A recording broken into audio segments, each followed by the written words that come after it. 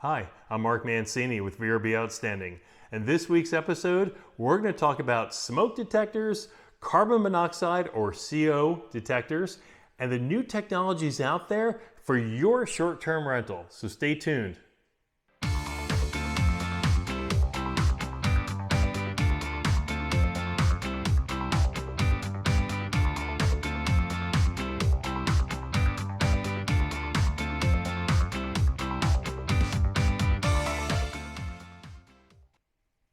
So welcome back. Now this week's episode, we're going to go over a couple different areas. We're going to first talk about monitored smoke detectors. We're then going to talk about unmonitored smoke detectors. And then finally, on carbon monoxide detectors. So let's start with the monitored detectors. Now, this is a Simply Safe smoke detector. It's also a carbon monoxide detector as well. There is also ADT, Nest, and Ring. All four of these are monitored systems. Now what that means is this: you will pay a monthly fee. It could be anywhere from $15 to $45 a month. So remember that fee. It's not cheap, but you can likely get a savings on your homeowner's insurance by having a monitored system. So something to think about is if you have an alarm system mostly for burglar detection, if you get the smoke and carbon monoxide, it'll also save you and have it monitored so that the authorities can send the fire over for the fire or the police over for the intruder. Now for a monitored alarm, the single most important reason you need to have a monitored system is for water detection. So water detectors are usually these square plastic devices that you're going to want to put next to a hot water heater or your washing machine. Those are the two areas of most importance. Now, these alerts, you'll ask any person who sells home alarm systems, and they will say the water system and the water monitoring is the most important portion of it. People rarely get their homes broken in, but they almost always use the water sensor or the smoke and carbon monoxide.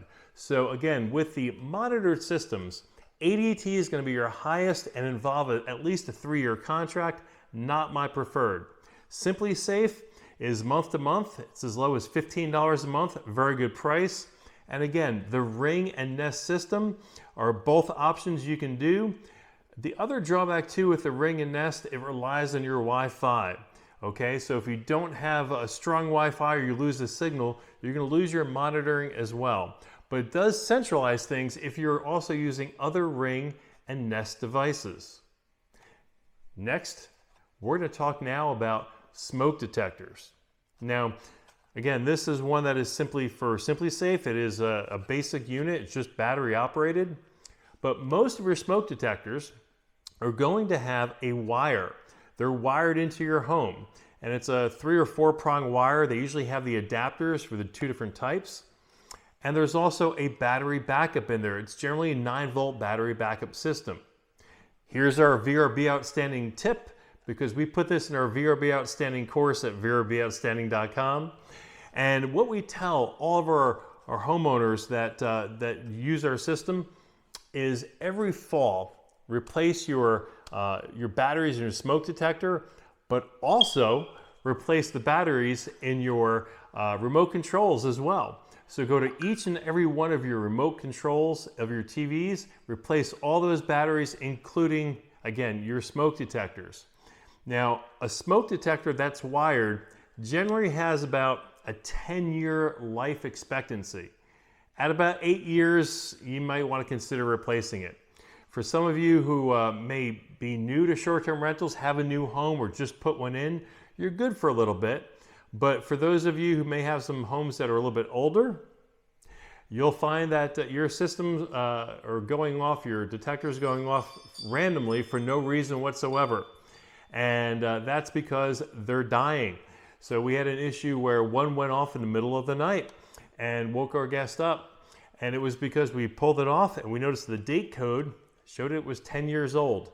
We just went around and replaced all the smoke detectors with brand new ones. We also had, sorry, I keep hitting this. I'll put it down. We also had one that the battery was giving a low battery indicator. And the guest was real nice. They changed the battery for us, but it still was giving an issue. We looked at the date code on that one. Sure enough, it was 9 years old. So again, these things last about 10 years at most, and then just go ahead and replace them. Okay? Now, there's some new technologies with these. We just had the incident I told you about at the Oasis, where the alarm went off, the smoke detector went off in the middle of the night. So I went to our local Keys Mercantile hardware store, and they had two choices. They had a combo smoke and carbon monoxide detector we're going to talk about in just a minute, but they also had a brand new First Alert one. Now this First Alert one was only $25, and it said on there it includes the battery, but the battery was non-replaceable, but the unit had a 10-year life. I was curious. The woman there didn't really know about the unit. So we opened it up and I looked at the instructions. So this brand new First Alert is only $25. It comes with a special lithium-ion battery. And when you take it home, you pull this plastic tab off the rear to activate it. And they said it's good for 10 years. You don't replace the battery. So now I don't have to replace the battery in the fall. It's going to last the life of the house, because we're going to be replacing this house hopefully in about 3 or 4 years with our forever home. So this smoke detector is a really smart investment because it's our last one. It's maintenance free. It's a great way to go. Plus, it's First Alert. So what does that mean? Our previous smoke detectors were also First Alert, but they were the wired ones. Well, those round rings that they fit into and hold into the wall uses the same one. So guess what? All I had to do is take that one off, unplug the wire. This one doesn't have a wire. Obviously, I told you about that. Just battery. Goes right into that ring, turned it right in. I didn't have to put any new holes in the wall. It was done, okay? Super easy installation. I highly recommend it. Again, I know some of you are fans for the ones we talked about, the monitored Google and Nest, because it integrates with all your systems. Again, those are gonna be over $100 each. You're gonna have a more complex setup. It's gonna rely on the Wi-Fi, but it will get you some discount on your homeowner's insurance. Probably not a whole lot, but it'll get you some. Finally, in this episode, we're going to talk about carbon monoxide or CO detectors. Now, I mentioned that the other option to this unit was a combo unit for $50 that offered both. Many of you out there would have gone with that one because it offers the carbon monoxide detector. And for some of you in your locations, absolutely, it's the smart move to make to get the combo unit. But our homes are on the beach. And with the beach, there are some things that make it unique that you do not need to have a carbon monoxide detector. There's 3 criteria that is the reason why you need to have a carbon monoxide detector. Reason number 1, you have an attached garage to your home. Now, both of our properties from the Florida Keys, they don't have attached garage.